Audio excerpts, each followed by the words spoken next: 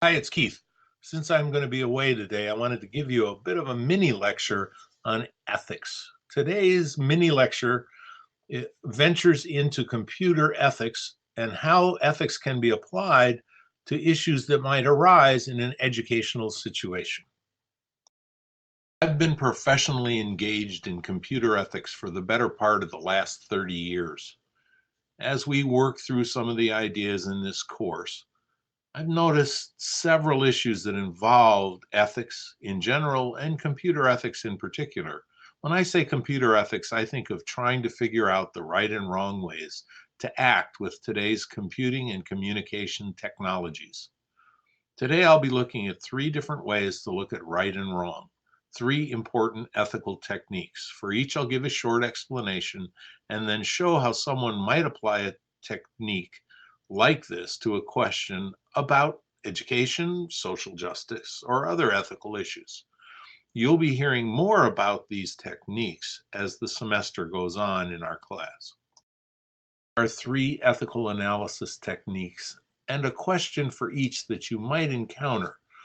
First, we'll look at utilitarian analysis, and then we'll apply it to questions of resource allocation. Next, I'll briefly introduce the idea of deontology and discuss how that might be used to analyze privacy. Finally, I'll look at a principle derived from John Rawls' work on social justice and apply that principle to a student who is lagging behind in a classroom. If I wanted a bumper sticker for utilitarian ethical analysis, I'd use the greatest good for the greatest number. John Stuart Mill is considered a big name in the utilitarian tradition, and Jeremy Bentham is another scholar often mentioned. The big idea in utilitarianism is that you should judge an act by its consequences.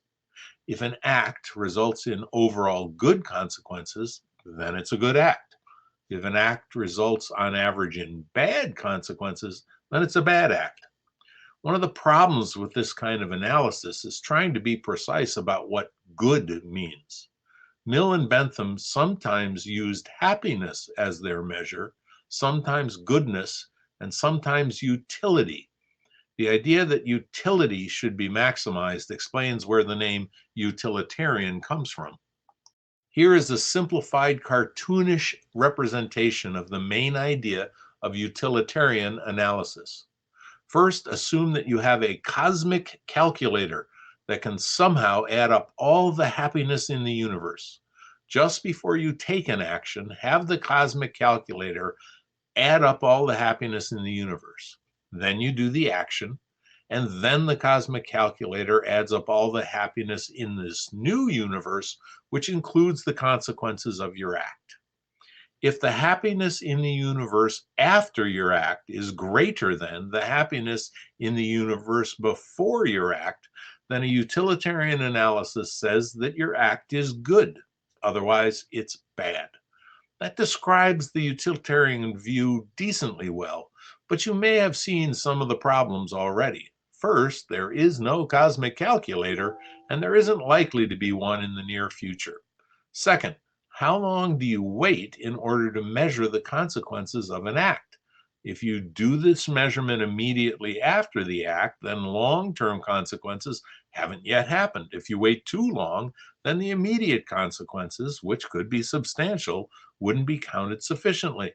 So although the idea seems simple enough at first look, actually weighing the before and after happiness is a big challenge.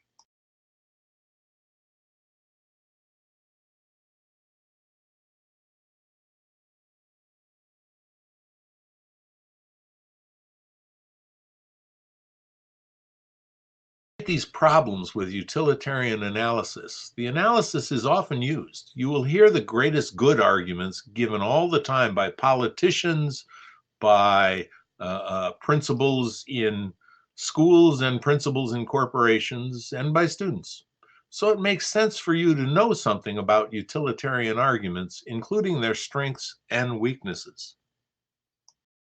The biggest advantage, I think, of the utilitarian analysis is that it forces you to broaden your perspective.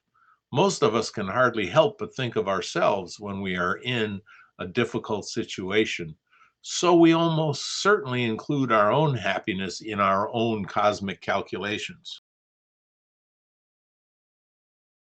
Teachers usually think of their own students when considering the right and wrong of a decision. So we should include their happiness in our calculations if we're teachers.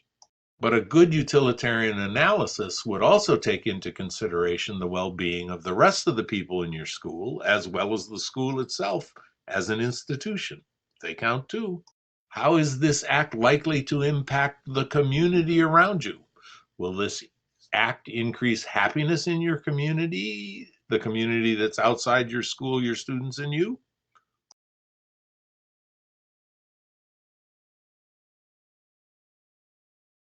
Perhaps your act will affect the happiness overall in the state. Maybe there'll be consequences in the entire country. I would guess you're getting the idea here. At least theoretically, a thorough utilitarian analysis should at least consider any effects your act might have on the happiness of the entire universe. And all of that happiness information should become part of the cosmic calculation. Of course, there is no cosmic calculator, and there is no precise and direct method for measuring happiness. So, any measurement of happiness before and after an act is going to be some sort of hopefully educated guess. In order to reduce the amount of time we spend on this estimation project, we generally restrict our attention to people and institutions we think will be affected in some non trivial way by our decision. Those people are called stakeholders because they have a stake in our decision. In a given situation, there can be many stakeholders, but it's less laborious than looping through all the members of the universe, one person or entity at a time. All of this is an elaborate way of saying that utilitarian doesn't make ethics easy to analyze, but it does seem to take us in a good direction, considering the effect of our acts on a broad range of people and institutions. How could we apply this utilitarian concept in a real life situation? Let's pretend that you have received a $2,500 award for your exemplary teaching, and you're supposed to spend that money on anything you think will improve the state of education. What's the right thing to do with that money? Well, according to a utilitarian analysis, any idea you have for that money should be analyzed to determine how much happiness that money would generate. Would you like to buy some laptops that can be shared by the students in your classroom? That might be great for you and your students, but probably there won't be many effects, either positive or negative, outside your classroom. But the impact in your classroom could be significant. Another idea is to sponsor a trip to a regional teaching conference for you and several of your colleagues. Now the effect will be spread over several teachers who will benefit directly and indirectly to several classes of students. Perhaps you could spend the money on a site license of software for teaching math, and the site license will make it possible for all the teachers and students in your district to use the software for a year. The potential payoffs could be enormous if the software is good, but perhaps not as impactful as those laptops would have been for your own classroom. You'll notice that simply looking at the question using utilitarian analysis doesn't give us a quick, unambiguous answer, but this kind of analysis does encourage you to look beyond your own circle, to broaden your perspective, and to think creatively about consequences.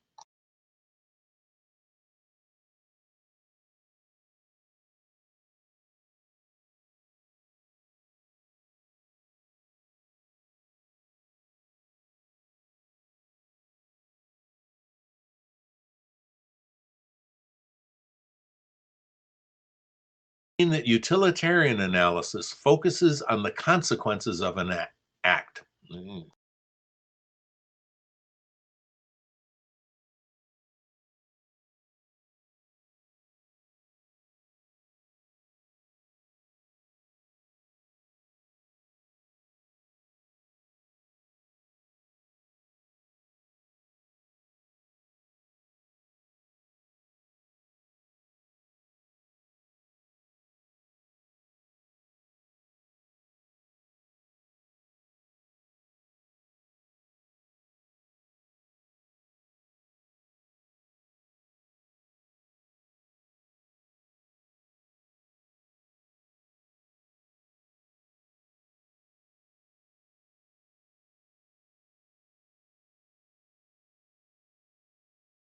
How does this deontological emphasis on the inherent nature of an act and the emphasis on respecting each individual work together?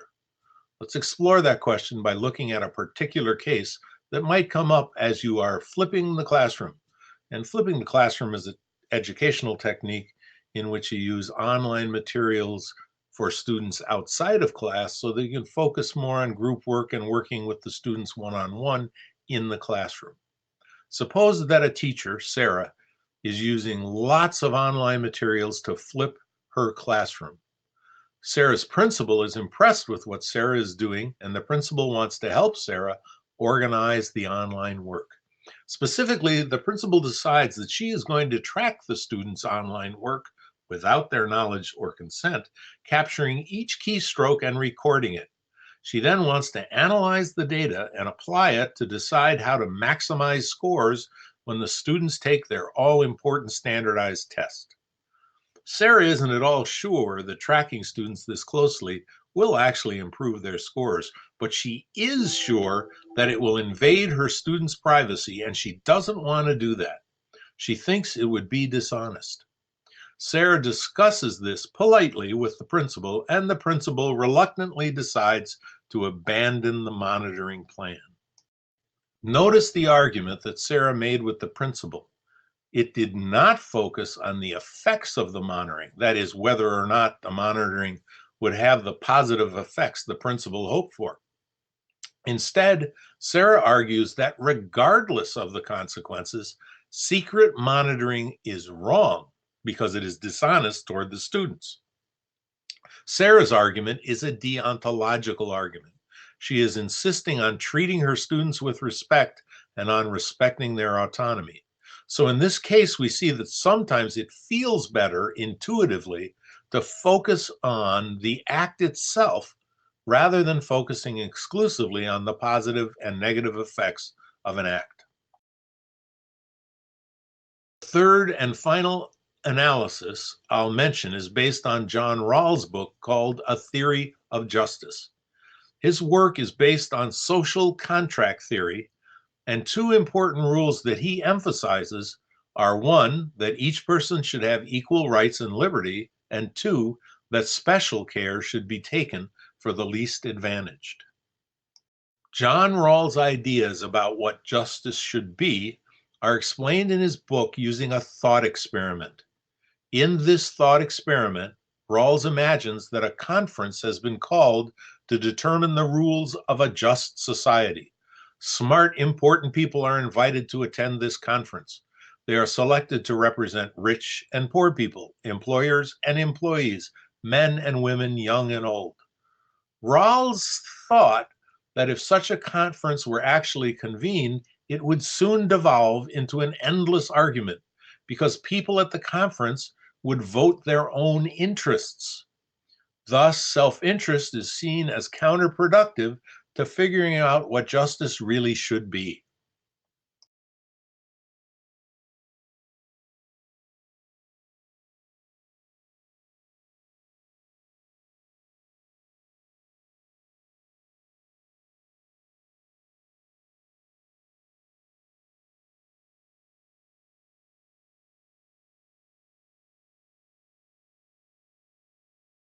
Now, Rawls has a creative and I think genius idea. He imagines that the conference room has a veil, shown here as a beaded curtain. Everyone who enters the conference must pass through this curtain, this veil. And as soon as she or he walks through the veil, she or he instantly forgets if she is male or female, rich or poor. She forgets if she is a professional basketball player or a surgeon or a postal service employee. However, this amnesia is quite specific. You only forget who you are. You remember everything else you know about the world. Rawls called this magic forgetting curtain his veil of ignorance. According to Rawls, if the conference for determining just rules for a society had a veil of ignorance, then the conference participants, now not knowing who they would be when they left the conference, would come up with principles of justice that, in Rawls' opinion, would emphasize liberty, equality, and care for the least advantaged. It is the second principle about the least advantaged that I will focus on in our last example of an ethical challenge.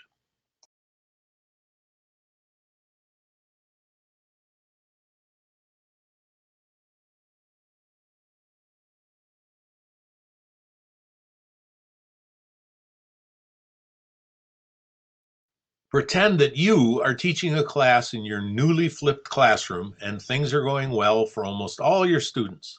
However, one student is struggling, especially in math. For all the other students, the experiment in flipping the classroom is working just as you hoped. Students are making better progress because they engage in learning both inside and outside the classroom. And you get to spend lots of quality time with your students, both one-on-one and in small groups, as they work on exercises and activities in your classroom. Unfortunately, there is one student who seems confused and frustrated by the new classroom protocol. You don't want to give up this new way of teaching because most of your students and you seem to be much happier with the system. And the effects seem to be positive for everyone except that single struggling student. You have been careful to treat all the students with respect and with praise, including the student who isn't adopting well. You're starting to feel as if the one student is taking up too much of your time as compared to the other students, and you do want to be fair to everyone. You wonder if it's right for you to spend the extra time to help that struggling student. You take this problem to your principal, who is a big supporter of your new flipped classroom. Your principal gives you two pieces of advice. One, keep spending that extra time with the student who is struggling. The least advantaged deserves some special attention. But two, use online materials to make sure the other students are positively engaged while you take your extra special time with the struggling student. Notice that your principal is being true to one of the Rawlsian principles of justice. Take care, special care for the least advantaged. And the flexibility of the flipped classroom is one way in which you can take that extra time without harming in any significant way the rest of your students. By focusing on Rawls' advice, you can creatively have your classroom be a just one. That's the end of our short tour of 3 ethical analysis techniques. This is by no means an exhaustive list of techniques, nor is it an exhaustive explanation of any of the 3. There are plenty of variations, although these 3 are important themes in many ethical techniques. Notice that each of these techniques has a different big idea that can help us make better, wiser decisions in our professional and personal lives. Thanks for listening to this short lecture, and I hope you enjoy the marching music.